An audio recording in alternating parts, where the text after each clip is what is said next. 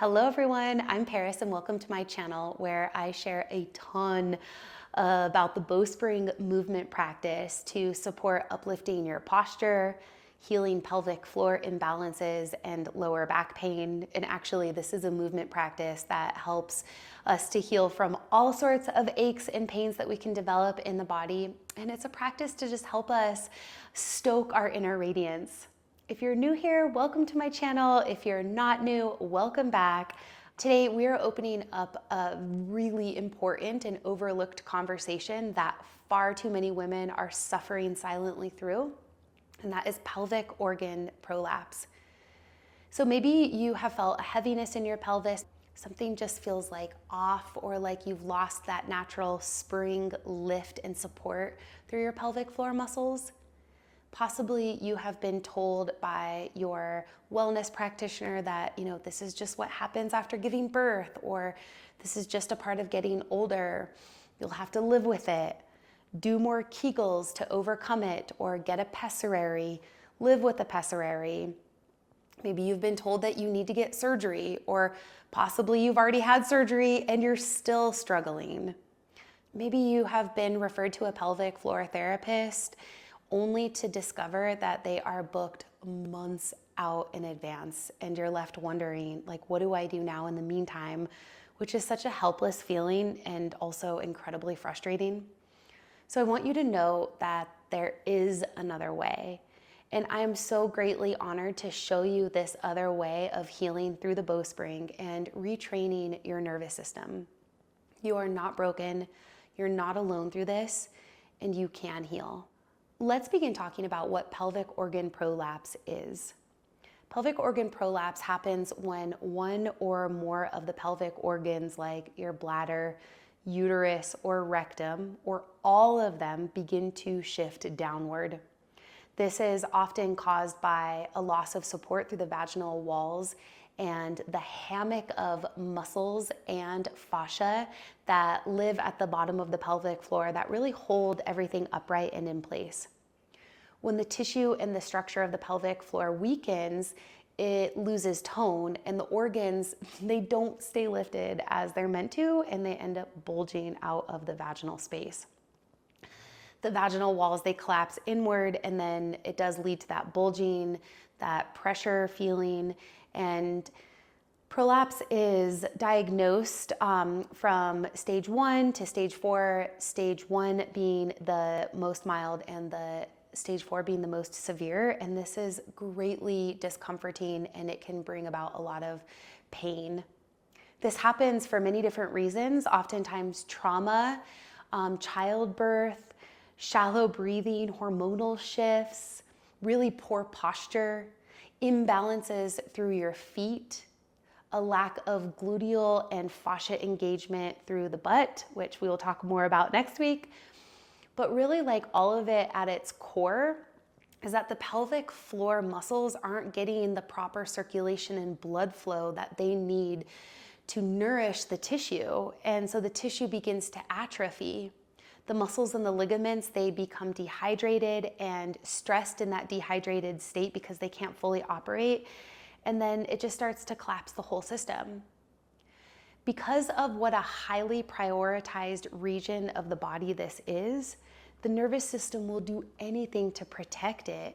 And therefore, through the weakness of the pelvic floor muscles, we can also begin to develop a tightness and a strain with the intention that the nervous system wants to help and to protect, but it really just doesn't do very good. So most pelvic floor therapies are primarily looking at healing the pelvic floor through the pelvic floor muscles. But here's what's missed in these therapies, is that the pelvic floor, it doesn't exist in isolation to the rest of the body. It's not like a standalone group of muscles that we can just simply train ourselves to tighten when we're sensing weakness. The pelvic floor, it's connected to the whole body, and therefore it responds to everything. It responds to our breath, our feet, and the patterns that we hold in our feet, whether or not our glutes are engaged, your nervous system, the posture that you're holding and you're moving in throughout the day. So like for instance there, when we're habitually tucking the pelvis, so it's tucking under, we're closing it, narrowing, collapsing the belly, dropping the ribs, and sort of rounding ourselves into this C curve, pushing the head forward. All of this creates a lot of pressure downward directly into the pelvic floor. And then it's interesting because if like we're told to add Kegels to our regimen, but we're in a compressed posture, this can make things so much worse and more painful. So what's the solution? To begin overcoming prolapse and strengthening your pelvic floor, we need to start looking at the body as a whole. And it's not just a bunch of isolated parts. When we learn how to align our bodies and move in a way that everything is working together more synergistically, the body feels this support. So then we bring attention to our breath and our posture. So usually we're in a contracted and closed posture shape. You know, that is just, we're just getting smaller, we're getting shrinked in. Here we dull our senses and we become more disconnected. And this is most likely the posture that we're taking, especially if we're experiencing any challenge in our life, but especially with prolapse. So we want to train our body to open, to become more dynamic and springy, and to awaken the muscles and the fascia to support rebuilding strength through the whole body, but especially the pelvic floor. You know, this is just such a heart of the Bowspring, reprogramming the body from its closed, contracted posture to a more open posture, while learning how to activate all of the muscles that hold the body up simultaneously. So while yes, we practice to become stronger, and this practice will help you develop strength, we first have to learn how to open and to soften and to feel safe in our nervous system so that we can open. So it's a really deep repatterning of our bodies and our nervous system. So from my experience, I'm learning that we don't necessarily lose vitality because of our age. While that's certainly a factor, it's mostly because we've lost our spring, the spring that lives in our tissues and in our spirit. And Bowspring really helps to bring our spring back by hydrating our tissue, which helps us feel more elastic and springy and bouncy. And it helps us to connect with our original blueprint of our spines, which will bring more balance to our bodies. So before we close this class, I want to offer you an opportunity to enhance your posture with me right now. So this simple exercise can be quite profound, and you might begin to feel a shift in your pelvic floor simply by doing it. And if you don't feel a shift, no worries, keep doing it and it will impact you eventually. So if you'd like to join me, please do, and come to either a standing position or you can stay seated. If you're standing, you'll step your feet a little bit wider than your hips, outer width distance, and bring a soft bend into your knees. When you bend the knees, the hips can go back, and then you'll fill and lift your ribs. Lift your hands to hold the sides of your ribs, the fingers on the front and the thumbs on the back. Relax your shoulders and guide your breath into your body with the intention to expand your ribs inside of your hands.